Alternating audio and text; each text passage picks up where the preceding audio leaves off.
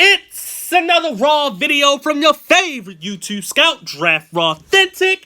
Yes, I'm finally here making another video. And like I said, it's a Raw one, so there will be no edits. Anyway, if you already know, I'm doing my 32 for 32 draft breakdown series where I take 32 teams, 32 days, and do an NFL draft breakdown for each and every team for the 2018 NFL draft. And I've already done the AFC North and the NFC North. I've already done the AFC West and the NFC West. And so now I'm on the East Coast. And obviously, if you see how the pattern goes, I'm on the AFC. So I'm on the AFC East. Now, if you're seeing this video, I've already put out the New England Patriots draft breakdown. And this one will be about the New York Jets. Yes, the New York Jets. So, you know what? Let's just get into it. With the first pick, the New York Jets selected my favorite quarterback prospect in the NFL draft, and that is Sam Darnold. Sam Darnold is the one quarterback that I felt he can do every single thing in terms of being able to run, being able to pass with accuracy, having a strong enough arm to cut through the winds and cut through, you know he can cut through bad weather because you see the natural cannon arm strength that he has. This guy has a lot of the stuff that you're looking for. Now, the thing that's going to really concern you, to me, is not the turnovers. Turnovers don't concern me because Brett Favre is one of the best quarterbacks ever, and he had a lot of turnovers. The one thing that concerns me about Sam Darnold is confidence. Had to get a little drink. Yes, confidence.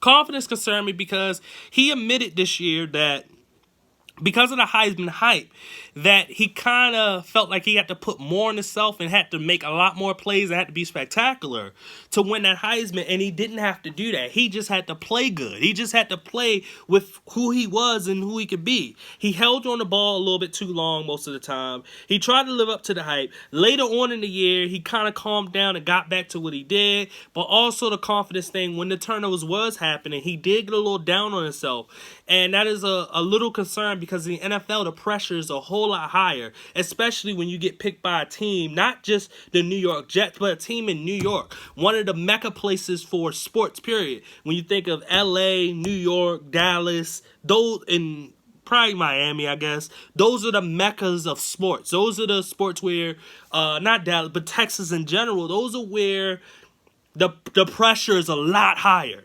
So when it comes to Sam Darnold, he has to make sure that he has to get in his right frame and, right mind and right frame and mindset to be able to get over that type of stuff and be able to progress and become the quarterback that not just only I think, but a lot of other people think that he can be. So then in the next pick, they didn't have a second round pick, but they did have a third round pick, and that was Nathan Shepard. I literally just heard of this dude's name one day before the draft. By that time, I stopped looking at prospects. I just completely stopped. I'm prospect out. I looked at so many different prospects, his name just never popped up. Until literally one, and then I'm just like, what in the world? Like, where did this come from? So, instead of giving you an opinion of somebody else or what I may have read, because I actually didn't read anything, what I've done with a lot of these type of situations is that I've skipped the name because I can't really give anything because I need to form my own opinion. I will probably go back to him eventually and actually look at his college tape and then give you a lot bit more. But it will probably be like maybe during the season or like during preseason or something when the Jets played, just looking at Sam Darnold and what the other picks did and just kind of give you, where these guys are at. But right now, I can't give you anything, so sorry. So with the next pick, they chose tight end Chris Herndon from Miami. Now, Chris, I really like Chris. And at first, I didn't watch his tape because the production wasn't there as a tight end. And if you watch my Patriots video, I, pretty much talk about how usually no more than 3 tight ends actually turn out to be pretty good, like, solid starting pass catchers, stuff like that. Usually it's like two, and a lot of times it's usually just one guy from the whole draft class. Excuse the 2010 draft class or last year draft class. That's just a plethora of tight ends. But we're talking about this year. And so with that being said, when you don't have a lot of production, then I kind of skip your name. I came back to him after I seen how athletic this dude was. And this guy, yes. He's got a lot of athleticism. It's something about him. He reminds me of a player, and I couldn't put my finger on it. But this is a very solid pick for the Jets. I believe the Jets lost Austin Seferian-Jenkins to another team. I don't remember if they did, but I believe they did. So getting Chris was a really good choice for them because you're getting a weapon for Sam Darnold, but you're getting someone that can grow and become really, really good.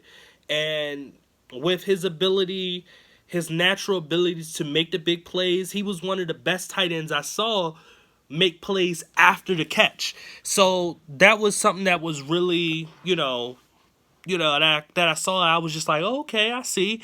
And then also him not being afraid to go over the middle. I think that's what's going to carry him over to being a solid tight end in this league. I'm not going to say he's going to be a great one or just one of those next guys, but I think he's definitely going to be a solid tight end in the NFL. So then in the 6th round, they had 3 more picks, and that was their last 3 picks. Now, 2 of these picks, situation with Nathan Shepard. Now, with the Nathan Shepard is different.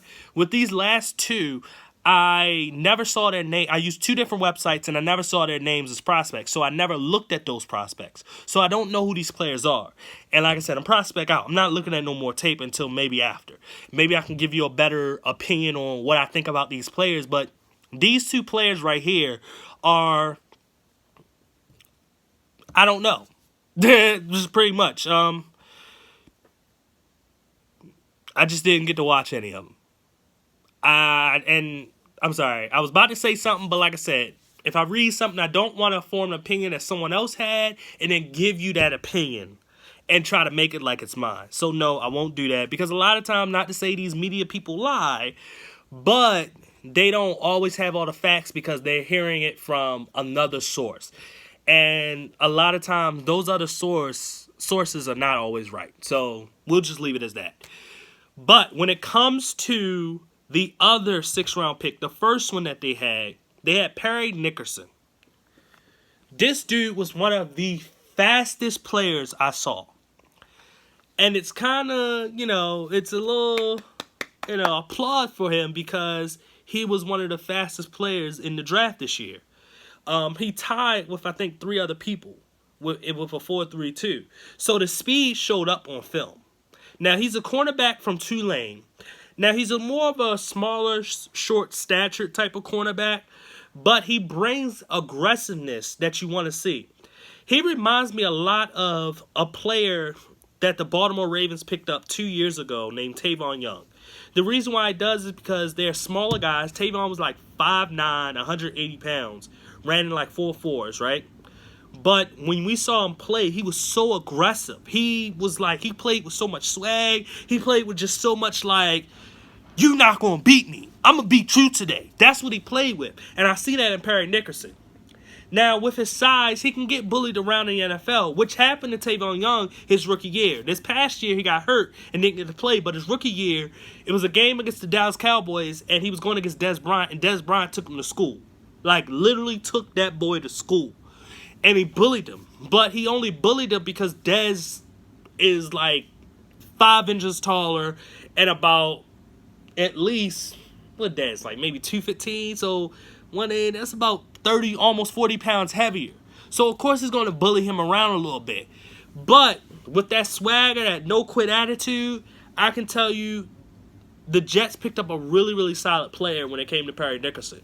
And you never know. He could be the steal of this draft, of the Jets draft. He could be that underrated guy that literally just kind of makes the team and actually plays good, and by the end of the season should be in the starting lineup. That's what I think about Perry Nickerson. But who knows?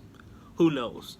So anyway, If you like this video, please hit that like button. If you want to see more draft breakdowns from me, please subscribe.